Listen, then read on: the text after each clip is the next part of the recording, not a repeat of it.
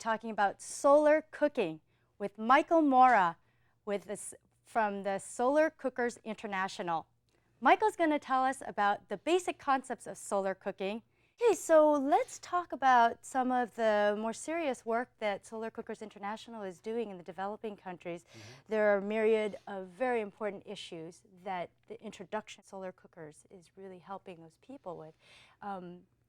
Maybe we can start with some environmental issues. Right, and one of the main environmental issues with solar cookers and the deployment of solar cookers is addressing the issue of deforestation and environmental degradation.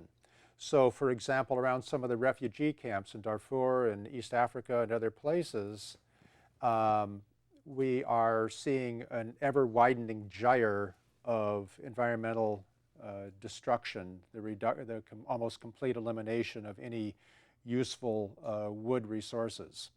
So also, too, and that's from people using the wood for fuel. Right. Typically, it's women and young girls and children who have to walk maybe several miles a day to find wood, usable wood to cook with, going further and further away from camp. They're also subjected to being predated upon by the most dangerous kind of predator, which is the two-legged predators. Criminals. Criminals, yes. So you're addressing very serious safety issues too. Very serious personal safety issues. And there are some health aspects that solar cookers help with. Right. Typically, the traditional cooking fires in very many parts of the developing world are open fires. So all of the smoke goes into the living space. Children near an open fire sometimes will stumble over them or into them and get burnt. There are respiratory problems, serious respiratory problems. It's estimated that there are 2 to 3 million people a year who die from respiratory disease from exposure to cooking smoke. And then there's also the eye problems, eye diseases that come from being constantly exposed to all of the byproducts of cooking smoke. So this is literally life-saving technology. Absolutely. Absolutely. And also with the solar cookers, they don't have to be, well, they can't be in the house.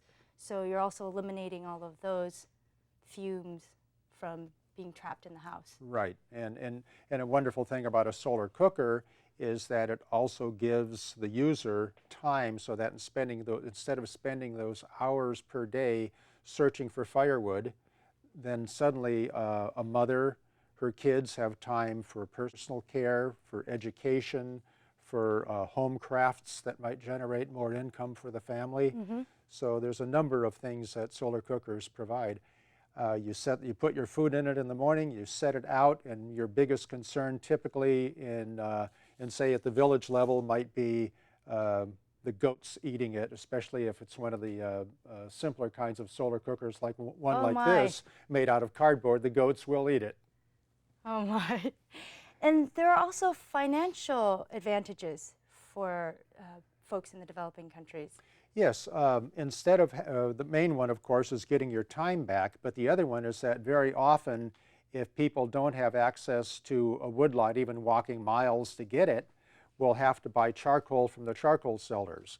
And the process of making charcoal is extremely destructive and inefficient. And usually the charcoal makers are quite heedless about where they're getting their wood resources and how they're using them. So for the cost of charcoal, a person can make the modest payments, hopefully, on a solar cooker as an alternative fuel. And I guess it sounds like the cost of fuel is actually a significant amount of their income. Yes. Oh, yes, definitely. In fact, in some cases, in some countries now, it's as much as 50% of family income. Oh, my goodness. It's crushing. All right, I wanted to also talk about the water purification that you can do in the solar cookers. We were all taught, probably in Boy Scouts or Girl Scouts or in biology class, that you have to boil water for 3 minutes at 212 degrees Fahrenheit or 100 degrees centigrade.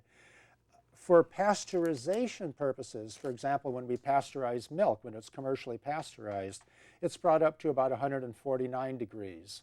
we can get rid of about 95% of the disease-causing pathogens by bringing water up to about 150, 160 degrees Fahrenheit.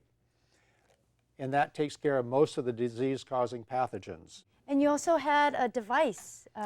We have a device. One of our main aspects of our outreach in the developing world is this device. It's called the Water Pasteurization Indicator, or WAPI for short.